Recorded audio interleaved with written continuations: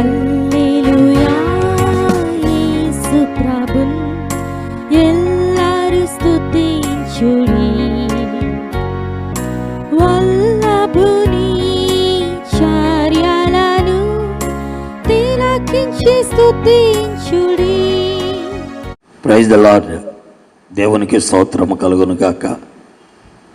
మరొక పర్యాయము దేవుని వాక్యము ద్వారా మీ మధ్యకు రావడానికి మహోన్నతుడైన దేవుడు ఇచ్చిన ఈ మంచి సమయాన్ని బట్టి దేవునికి కృతజ్ఞతలు తెలియజేస్తూ ఉన్నాను. మీ అందరికీ కూడా వందనాలు చెప్తూ దైవ గ్రంథం బైబిల్ నుండి సామెతల గ్రంథము 20వ అధ్యాయము 27వ వచనాన్ని చదువుతాను. నరుని ఆత్మ యెహోవా పెట్టిన దీపము, అది అంతరంగములన్నీ శోధించును. ప్రార్థిస్తాం. మహిమాన్వితుడా, మహోన్నతుడా, సర్వోన్నతుడా, సర్వశక్తిమంతుడా, సర్వాధికారి, సర్వమునకు ఆధారము, నీ పాదములతో వస్తున్నాం. చదవబడిన లేఖనం ఆశీర్వదించి నాతో మాతో నీ రొట్టె విరిచి పంచిపెట్టమని, దీవించమని, నీ ఆత్మ సహాయం అనుగ్రహించమని, నీ ఆత్మ ద్వారా కార్యమును జరిగించమని యేసుక్రీస్తు వారి నామములో ప్రార్థిస్తున్నాము తండ్రి, ఆమేన్. దేవుని వాక్యములో నరుని ఆత్మ యెహోవా పెట్టిన దీపం అనగా మానవునిలో ఆత్మ దీపము ఉన్నది. ఈ ఆత్మ దీపమును మానవునిలో ఉంచినవాడు మానవ నిర్మాణకుడైనటువంటి దేవుడే. ఆదికాండము 2వ అధ్యాయము 7వ వచనం మనం చదువుతుంటే, ఆయన నేలమంటితో నరుని నిర్మించి వాని నాసికారంధ్రములలో జీవవాయువును వదగా నరుడు జీవాత్మ అయ్యాడు. అనగా మానవ నిర్మాణకుడైనటువంటి దేవుడే మానవునిలో ఈ ఆత్మ దీపమును ఉంచినటువంటి వాడు. ఈ ఆత్మ దీపమునే మనస్సాక్షి అని కూడా అంటాం, కాన్షియస్నెస్ అంటారు. ఈ ఆత్మ దీపము వల్లే మనుషునికి చెడు ఏదో, మంచి ఏదో, అబద్ధమేదో, సత్యమేదో, కపటమేదో, మోసమేదో గ్రహిస్తూ ఉంటాడు. ఈ ఆత్మ దీపము ద్వారా మానవునికి అవగాహన ఉంటుంది. ప్రియమైన దేవుని వాక్యం వింటున్న వారులారా, ఈ ఆత్మ దీపము దేవుడిదే కాబట్టి ఈ ఆత్మ దీపము నరుని యొక్క అంతరంగములన్నీ శోధిస్తుంది. అందుకని 20వ అధ్యాయం 27వ వచనములో అది అంతరంగములన్నీ శోధించునని రాయబడింది. అనగా నీ ఆంతర్యాన్ని, నీవు చేసే పనులు మంచివా కాదా, నీ వెళ్ళే మార్గము మంచిదా కాదా, నువ్వు మాట్లాడే మాటలు మంచివా కాదా, నీవు చూసే చూపులు మంచివా కాదా, నీవు ఆలోచించే ఆలోచనలు మంచివా కాదా, నీ ఊహలు మంచివా కాదా, వీటన్నిటినీ స్క్రూటినీ చేసేది ఏదంటే దేవుడు పెట్టిన ఆత్మదీపమే.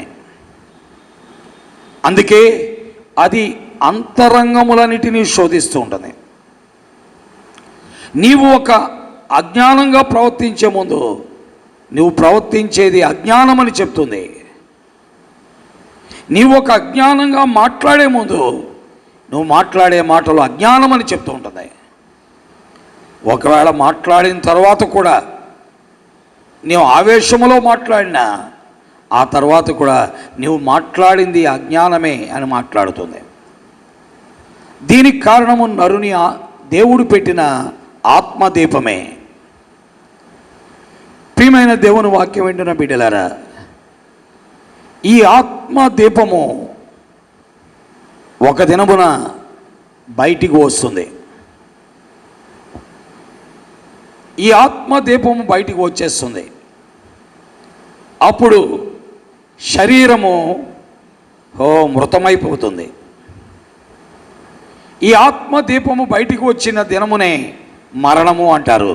తద్వారా మృతమైపోతుంది శరీరం. ఈ ఆత్మదీపము ఉన్నంతసేపే శరీరమునకు కదలికలు, శరీరానికి జీవం ఉంటుంది.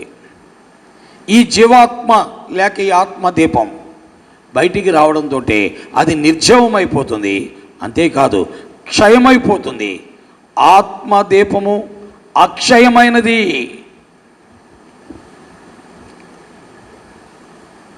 మానవుని యొక్క శరీరము క్షయమైనది. ఈ ఆత్మదీపమునకు మరణము లేదు. అందుకే శరీరము తాత్కాలికము, ఆత్మ శాశ్వతము. అందుకే వాక్యములో రాయబడింది, మన్నైనది వెనుకటి వలనే మరలా భూమికి చేరును, ఆత్మ తాను దయచేసిన దేవుని యొద్దకు వెళుతుందని ప్రసంగి 12:7 చదువుతున్నాం. కాబట్టి ఈ ఆత్మదీపము మానవ జీవితానికి మేలు కలుగు చేస్తుంది. ప్రియులారా, గమనించు. మానవుడు మార్గమును ఎంచుకునేటట్లు చేస్తుంది. నీవు చెడు మార్గమును ఎంచుకుంటే దానిలో వెళ్ళిపోతావు, మంచి మార్గమును ఎంచుకుంటే దానిలో వెళతావు. ఈ విధముగా చెడుగు మంచిని విభేదించి నీకు చూపించేది ఆత్మ. ప్రియులారా, కాబట్టి ఈ భూమి మీద ఉన్నంత కాలం ఈ మనస్సాక్షి నీతో మాట్లాడుతున్న దాని ప్రకారం నీవు ముందుకు సాగాలి. ఈ భూమిని విడిచిన తర్వాత నీ శరీరము క్షయమైపోతుంది, నీ ఆత్మ మాత్రము దేవుని యొద్ద నిలబడుతుంది. అందుకే దేవుని వాక్యములో రాయబడింది, హెబ్రీ 9:27 ఏమని రాయబడింది? మనుష్యులు ఒక్కసారే మృతి పొందవలన నియమింపబడెను, ఆ తరువాత తీర్పు జరుగును. ఈ తీర్పులో పెద్ద పెద్దవారు ఉంటారు, ఎవ్వరూ తప్పించుకోవడానికి లేదు. జ్ఞానులు, పండితులు, విద్యావంతులు, ధనికులు, సామాన్యులు, సామంతులు, దాసుడు, స్వతంత్రుడు అందరూ ఉంటారు. ప్రియులారా, అందుకనే మానవ జన్మ ఎత్తినవాడు ఒక్కసారే మృతి పొందుతాడు. మనుష్యులు ఒక్కసారే మృతి పొందవలన నియమింపబడిన, తద్వారా ఆత్మ బయటికి వస్తుంది. ఈ ఆత్మకు తీర్పు జరుగుతుంది. అందుకని అంటున్నాడు, మనుష్యులు ఒక్కసారే మృతి పొందవలన నియమింపబడిన, ఆ తరువాత తీర్పు జరుగును. తీర్పు దేనికి? శరీరానికి కాదు, ఆత్మకే. ఈ ఆత్మ దేవుని దగ్గర నిలబడుతుంది. ఈ ఆత్మ దేవుని దగ్గర నిలబడినప్పుడు దేవుడు ఈ ఆత్మను ప్రశ్నిస్తాడు. అందుకనే దేవుని వాక్యములో రాయబడిన మాట ఏంటంటే, ప్రతి వానికి వాని వాని క్రియల చొప్పున తీర్పు జరుగుతుంది. ఈ ఆత్మ దేవుని దగ్గర నిలబడినప్పుడు ప్రతి వానికి వాని వాని క్రియల చొప్పున తీర్పు జరుగుతుంది. దేవుని వాక్యములో మనం చూస్తున్న మాట అదే. 9వ వచనం ఏమని రాయబడి ఉంది? దేవుని వాక్యములో స్పష్టముగా మనం చూస్తున్నాం. 20వ అధ్యాయం చదువుతున్నాను, చూడండి. 20వ అధ్యాయం 13వ వచనం, వానిలో ప్రతివాడు తన క్రియల చొప్పున తీర్పు పొందును. ప్రకటన గ్రంథం 20వ అధ్యాయం 13వ వచనం, వానిలో ప్రతివాడు తన క్రియల చొప్పున తీర్పు పొందుతాడు. మనుష్యులు ఒక్కసారే మృతి పొందాలి. ఆ తరువాత శరీరము నుండి బయటికి వచ్చిన ఆత్మ దేవుని సింహాసనం ఎదుట నిలబడుతుంది. ఆ సింహాసనం దగ్గర ప్రతివాడు వాని క్రియల చొప్పున తీర్పు పొందుతాడు. ఈ తీర్పులో నువ్వు నిలబడగలిగితే యుగయుగాలు దేవునితో ఉంటావు. ఈ తీర్పులో నువ్వు నిలబడలేకపోతే యుగయుగాలు దేవుడు లేనటువంటి చోట ఉంటావు. దాన్ని అగ్నిగుండము అంటారు. ఈ తీర్పులో నిలబడలేనటువంటి వాడు ఏమైపోతా అంటే అగ్నిగుండములో వేయబడతాడు.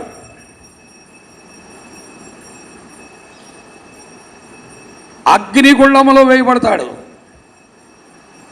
ఈ తీర్పులో నిలబడేవారు ఎవరంటే ఈ భూమి మీద ఉన్న కాలములో